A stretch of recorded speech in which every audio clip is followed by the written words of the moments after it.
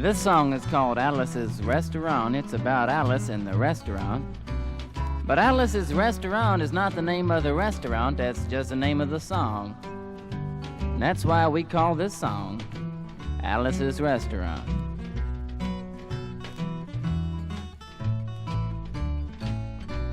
You can get anything you want at Alice's Restaurant. You can get anything you want at Alice's Restaurant. Walk right in, it's around the back, just a half a mile from the railroad track. And you can get anything you want at Alice's Restaurant. It all started about 4 Thanksgivings ago. It was about 4 years ago on Thanksgiving when my friend and I went up to see Alice and her husband Ray and Facha the dog. Alice doesn't live in the restaurant, though. She lives in the church nearby the restaurant, in the bell tower.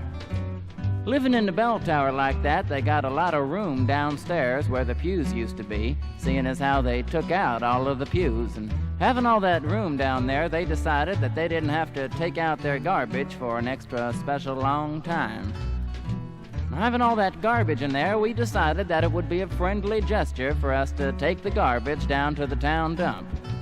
So we took the half a ton of garbage, put it in the back of a red VW microbus, took shovels and rakes and implements of destruction, and headed on toward the town dump.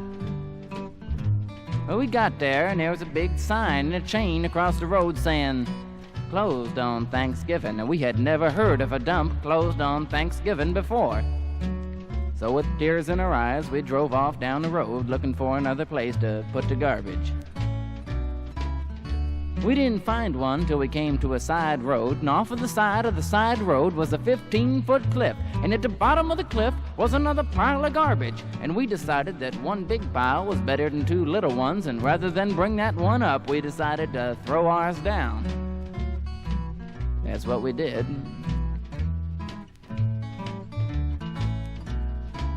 Went back to the church, had a Thanksgiving dinner that couldn't be beat. Went to sleep and didn't get up until the next day when we got a phone call from Officer Obie. He said, "Kid, we found your name on an envelope at the bottom of a half a ton of garbage. Just wanted to know if you have any information about it." I said, "Yes, sir, Officer Obie, I cannot tell a lie. I put that envelope under that garbage."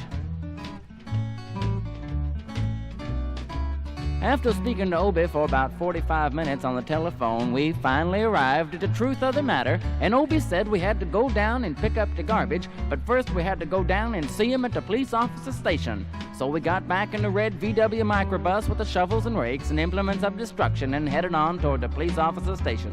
Now, friends, there was only 1 or 2 things that Obie could have done, and the first was that he could have given us a medal for being so brave and honest on the telephone, which wasn't very likely, and we didn't expect that anyway. And the other possibility was that he could have bawled us out and told us never to be seen driving garbage around the vicinity again, which is what we expected. But when we got to the police officer station, there was a third possibility that we hadn't even counted upon, and we was both immediately arrested, handcuffed. I said, "Obie, we can't pick up the garbage with these handcuffs on." He said, "Kid, shut up. Get in the back of the patrol car." And we sat in the back of the patrol car and drove to the, quote, "scene of the crime," unquote. Now, friends, I want to tell you about the town of Stockbridge, Massachusetts, where this was happening. They got 3 stop signs, 2 police officers, and 1 police car. But when we got to the scene of the crime, there was 5 police officers and 3 police cars, being the biggest crime of the last 50 years. And everybody wanted to get in the newspaper story about it. And they was using up all kinds of cop equipment that they had hanging around the police officer station. They was using plaster tire track footprints, fingerprints, dog-smelling prints, and they took 27 8x10 color glossy photographs with circles and arrows and a paragraph on the back of each one explaining what each one was to be used as evidence against us. Took pictures of the approach, the getaway, the northwest corner and the southwest corner, and that's not to mention the aerial photography.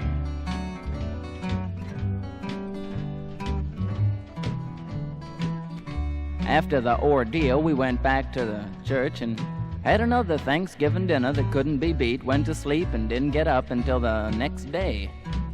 When we had to go to court, we walked in, sat down, Obie came in, sat down, the man came in, said, "All rise." We stood up, Obie stood up. The judge walked in, sat down with a seeing-eye dog, and the dog sat down. We sat down. Obie looked at the 27 8x10 colored glossy photographs with the circles and arrows and a paragraph on the back of each one explaining what each one was to be used as evidence against us. Then looked at the seeing-eye dog. Then looked at the judge.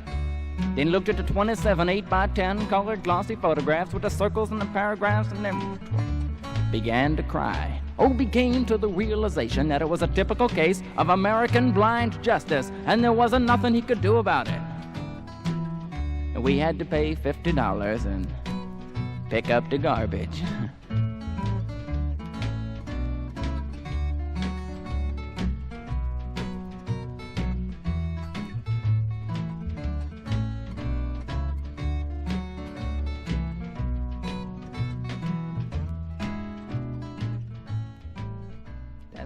First part of the Massacree.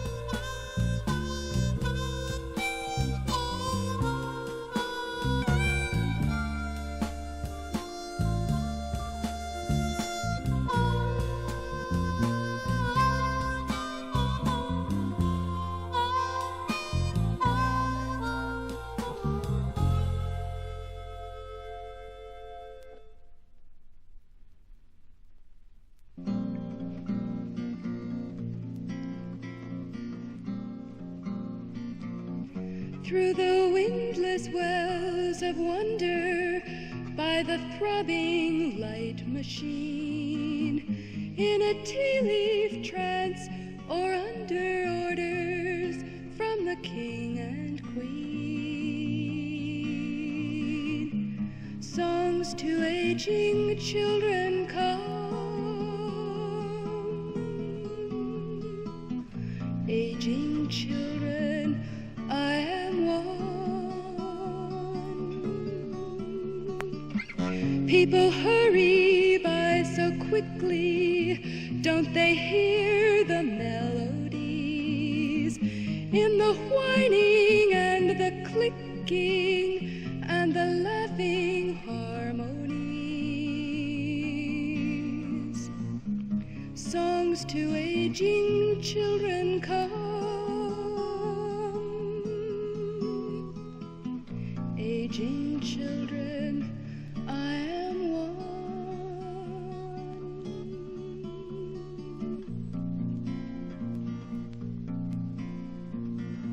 Some come dark and strange like dying, crows and ravens whistling, lines of weeping, strings of crying, so much said in listening. To aging children come,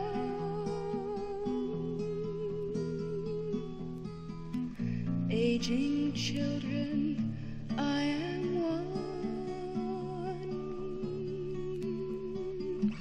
Does the moon play only silver when it strums the galaxies?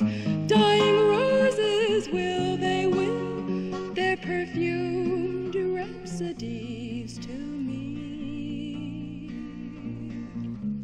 Songs to aging children come,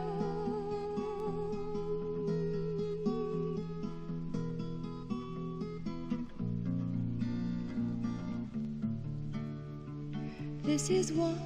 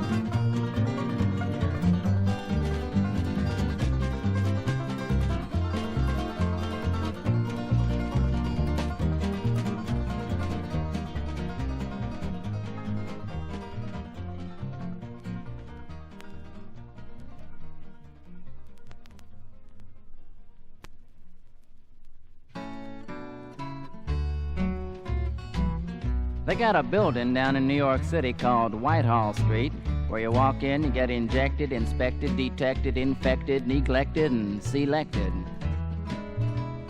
I went in there one morning to have my physical examination. I got good and drunk the night before. I wanted to be the all-American. I wanted to feel like the all-American kid. I walked in, I was hung down, brung down, swung down, hung up. I walked in, I sat down, and gave me a piece of paper, said, "Kid, see the psychiatrist, room 604. I walked up there, I said, "Shrink, I want to kill. I want to kill. Kill. I wanna kill. I wanna see blood and gore and guts and veins in my teeth. Eat dead, burnt bodies. Kill. And I started jumping up and down, yelling, kill. And he started jumping up and down, and we was both jumping up and down, yelling, kill. Until the sergeant came over, pinned a medal on me, said, "Kid, you're our boy." Proceeded on down the hall, getting more injections, detections, infections, neglections, selections, and all kinds of stuff that they was doing to me at the thing there, and I finally came to see. I was there for a long time, friends. I finally came to see the very last man. I walked up and said, "What do you want to see me about?" He said, "Kid,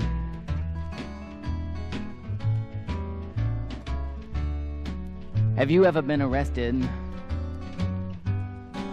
And I proceeded to tell him the story of the Alice's Restaurant Massacree, with full orchestration, 5-part harmony, and stuff like that. He stopped me right there. He said, "Kid, did you ever go to court?"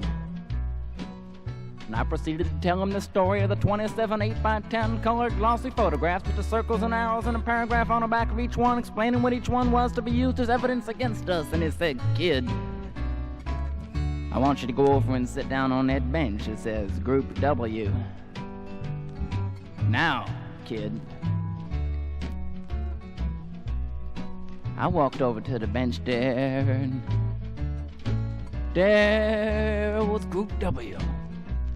The bench where they put you if you may not be moral enough to join the army after committing your special crime. And there was all kinds of mean, nasty, ugly-looking people on the bench. There was mother rapers, father stabbers, father rapers sitting there on the bench next to me. And one of the meanest, ugliest, nastiest, the meanest, I'm talking about the meanest, nastiest, ugliest one, the meanest father raper of them all, was sitting right in front of me, and he looked over at me and he said, "Kid, what'd you get?" I said, "I didn't get nothing. I had to pay $50 and pick up the garbage." He said, "Kid, what was you arrested for?" I said, "Littering." And they all moved away from me on the bench till I said, "And creating a nuisance." And then they all came back, shook my hand. We had a fantastic time on the bench, talking about crime, mother stabbing, father raping, stabbing, all kinds of groovy things that we was talking about on the bench. Having a fantastic time till a sergeant came in, walked over, stood up, and said, "Kid, I want you to tell the 47 words, the sentence of 47 sentences. We want to know the details of the crime, time, the crime, and all kind of thing. Got to say up to the crime. We want to know the arresting officer's name, the district court choose arrested, and the time and location of the final sign." And talked for 45 minutes, and nobody understood a word that he said, but we had fun filling out the forms and playing with the pencils on the bench. Then I I wrote down the Massacree just like it happened, with the 5-part harmony and the full orchestration just like it was, and turned over the piece of paper. And there on the other side of the piece of paper, in the middle of the other side, in capital letters, underlined, quotated in parentheses, read the following words: "Kid, have you rehabilitated yourself? I went over to the sergeant. I said, "Sergeant, you got a lot of damned gall to ask me if I've rehabilitated myself. I mean, I'm sitting here on a Group W bench because you want to know if I'm moral enough to join army, burn women, kids, houses, thrown in villages after being a little bug." He said, "Kid, we don't like your kind. We're gonna send your fingerprints to Washington." And friends, somewhere in Washington is a study in black and white, a file of my fingerprints. And the only reason I'm singing you this song is because you may know somebody in a similar situation, or you might be in that kind of situation, and if you are,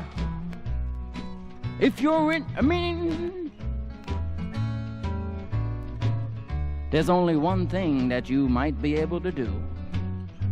That's to walk into the shrink wherever you are and say, "You can get anything you want at Alice's restaurant." Can you imagine that? Can you imagine? Imagine one person walking in, singing a bar at Alice's restaurant and walking out. They may think he's weird. You may not take him. But imagine two people walking in, singing a bar at Alice's restaurant and walking out. Two people in harmony. They may think they're both faggots and won't take either of them. Imagine three people walking in, singing a bar at Alice's restaurant. Three people. I said 3 people walking in, singing a bar at Alice's restaurant and walking out. And friends, they might think it's a movement. And that's what it is. The Alice's Restaurant Anti-Massacree movement. But imagine 50 people. 50 people a day. I said, can you imagine 50 people a day going in, singing a bar at Alice's restaurant? Friends, they're gonna know that that's a movement. They're gonna know.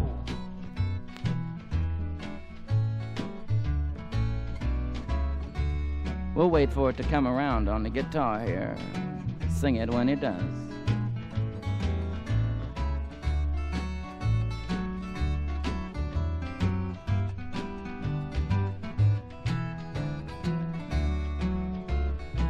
If you don't know it, though, I'd rather that you didn't sing.